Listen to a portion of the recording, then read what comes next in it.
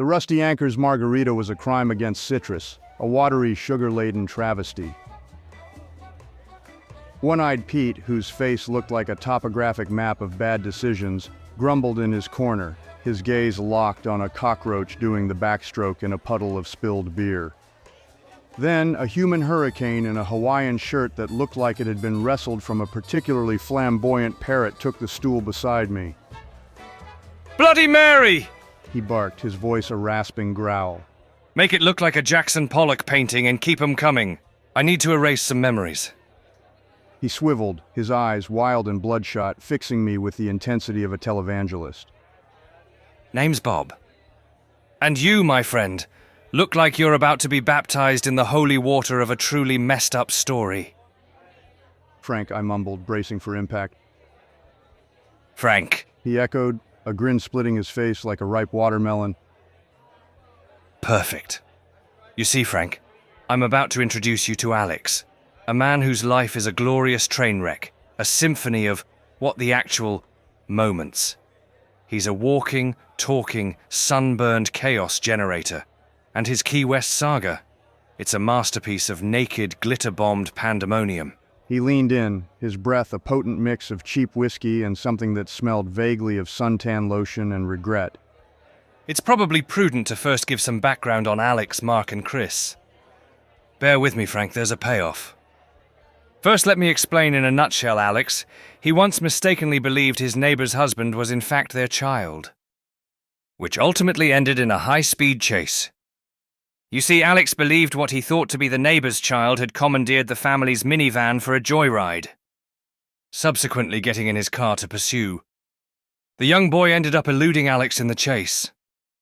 And when he returned home to tell his wife frantically of the events that had transpired, she, puzzled, responded, "Alex, our neighbors don't have a child. Tina's husband, Jorge, is a horse jockey. Thus, you see, Frank. Alex, for years, believed it to be that Tina's husband was a small child. But as well as you now know, he was not. Just a small South American horse jockey who now was terrified of his neighbor. That's all preliminary context you really need to know of Alex. Ah, yes, and now Chris. Chris is a bit different beyond his odd love affair of the Toronto Maple Leafs and his obsession with bubble hockey. He, contrary to Alex, takes things in stride. For instance, after a night of bar hopping with his buddies and girlfriend, he was ill-advised by his significant other to allow his friends to crash at his apartment rather than drive drunk. And so later on, far into the night with all fast asleep, one of his friends who had taken the offer to crash at his place, drunkenly would awake staggering around to find the bathroom. But his friend, who was not at all coherent, mistook Chris's bedroom door for, well, the bathroom door. What followed next would scar Chris and his girlfriend for years to come. You see, Frank, the friend drunkenly waltzed up to Chris's bed with him and his girlfriend fast asleep, unzipped his pants and then proceeded to relieve himself on Chris and his girlfriend's faces. From what I gathered, they did not awake immediately, rather after a plentiful abundance of yellow justice had been evacuated, much like the neon-drenched super soakers of old Chris groggily would awake while being doused by pee. As he pleaded for mercy, urine was projected into his mouth. And when the friend had finished his business, he calmly turned around and left none the wood what he had done, leaving Chris and his girlfriend soaked by the warm justice of urine. Now Frank Chris is a gentleman the next morning when his girlfriend would awake dumbfounded by her soaked clothing and bed. She well asked Chris what all the liquid was. He turned his head, not missing a beat, and said, "You wet the bed last night." "Ah, yes, and last but not least, Mark. Now Mark, well, he is a blonde bombshell of destruction. Don't tempt him with a good time. You know what I mean, Frank? Mark has a propensity for the spectacle. And if I had to sew one single tale for context pertaining to this story, I am about to elaborate on it would be this. One evening while Mark was attending college, he partook in the ways of many in that elusive college lifestyle. But this night in particular would be triumphantly different. You see, Frank, after consuming a tremendous amount of low-end beer and rum, Mark, after a fire alarm was pulled in his dormitory, decided to put on a show for all who had gathered in front of the building, who were awaiting the fire department. With one grabby grab and one foot after the other, Mark climbed on top of the overhang of the building which provided cover for the front entrance. And when he gained that feat of whimsical enchantment, he then conducted a dance routine that would put any, if not all, pop stars to shame. But Frank, the closing act was his folly. You see, his grand finale was him pulling his pants down, and with pants and pride around his ankles, he slipped, finding it hard to meander with well pants down and around. His fall was characterized by those who witnessed as almost being in slow motion, and his buttocks facing to the night sky. He tumbled downward into a firefighter's unwilling arms. Frank, Mark broke his ankle that night, but most importantly, he also broke his pride. Ah yes, now that is out of the way, let's get back to our Key West Loathing saga, ha ha ha! Spring 2012, Key West. Marlin Tournament. Unicorn wallpaper. And a nudist rooftop bar that would make Caligula blush. Are you tracking, Frank? Because we're just getting started. My brain was doing a frantic tango with confusion. Unicorn wallpaper, I repeated, picturing a room that looked like a My Little Pony fever dream. Yeah, and that's just the tip of the iceberg, Frank. Imagine this, a conga line of retirees, bless their naked souls, doing the hot while covered in glitter. A bar crawl that devolved into a series of increasingly questionable choices, and a boat trip so epically disastrous, so profoundly oh hell no, that he won't even whisper its name. He just stares into the middle distance and starts to shake. This guy, Frank, he's not just unlucky, he's a cosmic anomaly. He's a walking, talking, human-sized hold my beer moment. He is the personification of well that escalated quickly. He's a legend in his own mind, and honestly, he's starting to make me question the very fabric of reality. Bob paused, taking a long, dramatic swig of his rapidly arriving Bloody Mary. He said, and I quote, "It was like a David Lynch film, but with more sunburn and less coherent plot." Now, Frank, tell me, does that sound like a vacation you'd want to take? He then looked directly into my eyes and finished with, And also, do you have any spare change? I seem to have misplaced my wallet in a rather bizarre sequence of events. So, Frank, Bob began, his eyes gleaming with a manic energy. Where were we? Ah, yes, the unicorn wallpaper. Picture it, a hotel room that looked like a glitter bomb had exploded in a Lisa Frank warehouse. Not exactly the Hemingway vibe you expect in Key West, right? But Alex, bless his bewildered soul, took it in stride. They checked in, Chris, Mark and Alex, all ready for a relaxing getaway. They had no idea they were about to be inducted into the Key West School of Hard Knocks, with a minor in naked conga line studies. He paused, taking a dramatic sip of his Bloody Mary, which looked more like a marinara sauce explosion than a beverage. First stop, a casual bar crawl. They hit every dive, every tiki hut, every place where the rum flowed like the Mississippi. Souvenir shops were raided. They bought everything from miniature pirate skulls to coconut bras, tchotchkes as Alex called them. A collection of useless yet hilariously memorable junk. Then the bull bar. Hemingway-esque, you know, dark wood, fishing nets, the whole 9 yards. They're upstairs, throwing darts, trying to look like seasoned sailors, when Chris burst back from the bathroom, eyes wide as saucers. "Guys!" he yells. "Garden of Eden! Rooftop bar!" Bob leaned in, his voice dropping to a conspiratorial whisper. Now, any sane person would raise an eyebrow at a rooftop bar called Garden of Eden in Key West. But Alex and his crew? They were operating on vacation brain, which is basically a cocktail of rum, sunshine, and questionable judgment. They followed Chris like lambs to the slaughter. They climbed the stairs, and there it was, a door painted with a sprawling mural of naked people, cavorting under a blazing sun. Like a Renaissance painting, but with more sunburn and less modesty. They hesitated for maybe a second, then Chris pushed the door open. And Frank, let me tell you, it was like stepping into a Hieronymus Bosch painting, but with more hot playing on the speakers. A full-blown nudist party. Old, young, every shape and size, dancing like nobody was watching because, well, Nobody was wearing clothes. Alex said it was like being a penguin at a pool party or a zebra in a lion convention. He said he felt like he had accidentally walked into a human zoo. They tried to leave, but two beefy, naked dudes with tans that could rival leather blocked the exit. "You're not going anywhere!" one of them boomed, his voice echoing through the pulsating music. And then it happened. The conga line. A writhing, naked serpent of humanity snaking its way through the crowd. They grabbed Chris and Mark, pulling them into the fray. Alex was left standing there, watching his friends disappear into a sea of, well, skin.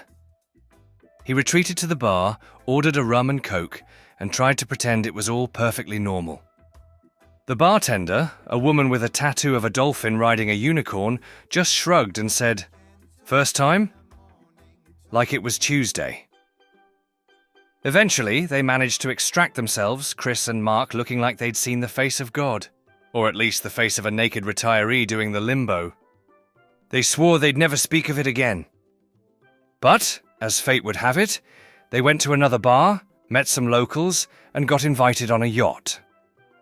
"And that, Frank," Bob said, his voice dropping to a grave tone, "is where things went from weird to existential crisis." He won't tell me what happened on that boat. He just stares into the distance, mutters something about seaweed and regret, and shakes his head. He said it was worse. More bad decisions. More places he's not allowed back to. He just said the boat trip involved a fishing tournament, a misunderstanding about bait, and a group of very angry, very naked, very competitive senior citizens. So my friend Alex, Chris, and Mark's antics continued far into the night. "So how did they get back from the boat?" Bob takes another sip of his drink, then continues. Well, Frank, the only way they could. By way of two drunk locals who offered to drive them back to Duval Street from the boat. It's never good to get in a car with a stranger, and it's more than never very good to get into a car with two drunk strangers. But they did. Bob then gives me a wink. And as you might have guessed, things didn't go smoothly, rather they quickly escalated. And so while the driver Timmy Longstockings, a nickname he was apparently given while in Boy Scouts, attempted to change the song on his stereo, well, he forgot about that oh-so-precious thing, the steering wheel. Now remember, Alex, Mark and Chris are sandwiched in the back of this hatchback. The car slowly began to make its way off the road, finally slamming into a fire hydrant, launching the hatchback a good 12 feet into the air. I mean, this car flew, much like a mischievous cockatoo fleeing the confines of his grabby, flamboyant owner. So that car launched into the air while the fire hydrant's nozzles sprayed down cold justice upon them. They eventually gathered themselves and got out of the vehicle, leaving the drunk locals to fend for themselves in the car. I interrupt. "Bob, that's a bit cold to just leave, right?" Bob slams his Bloody Mary down on the bar counter and then turned to me wide-eyed.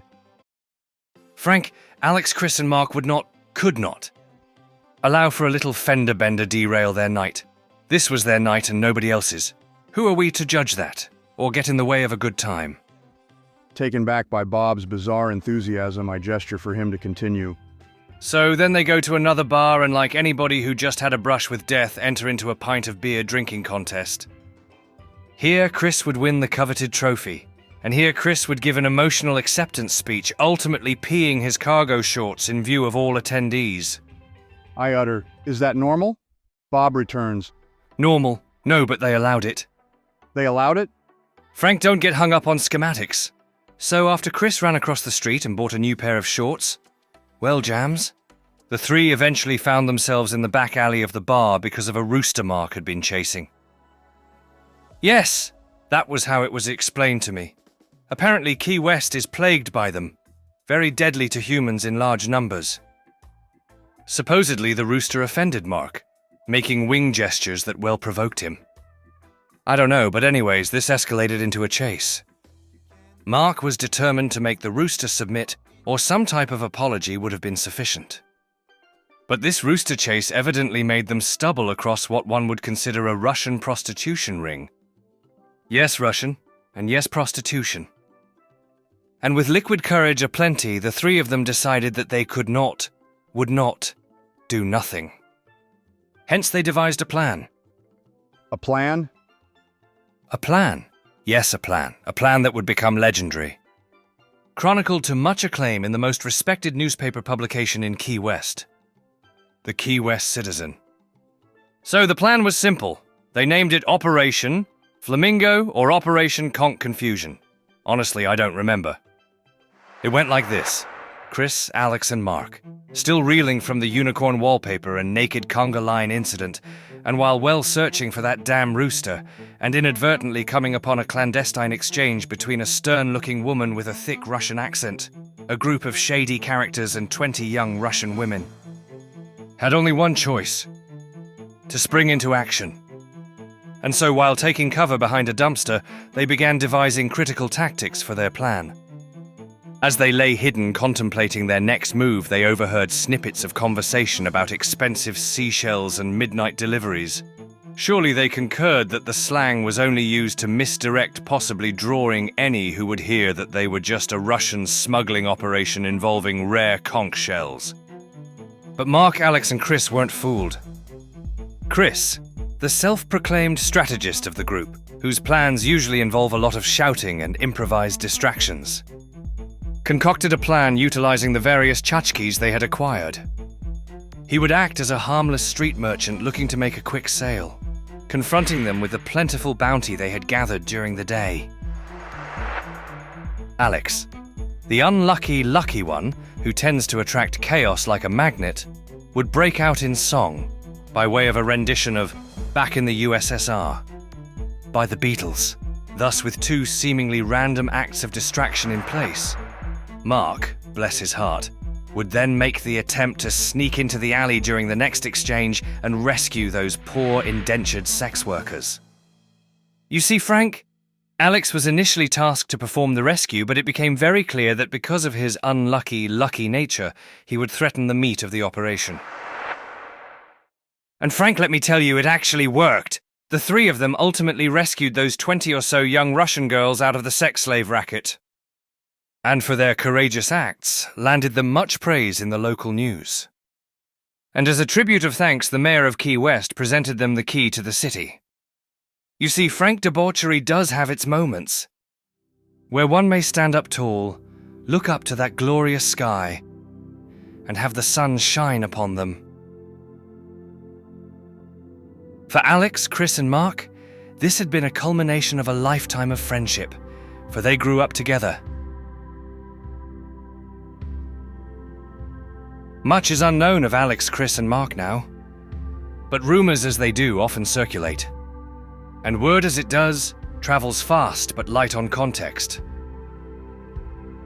It was said Mark became an exotic dancer and joined the legendary Aussie group Thunder Down Under, and rumor is Chris became a makeup artist for the Stars. Known best for his work on Sassy Jimmy's Playground, a television series for retarded children in Peru. And for Alex, it's a bit less clear, but word is he set out to sea one day in a catamaran and was never seen again.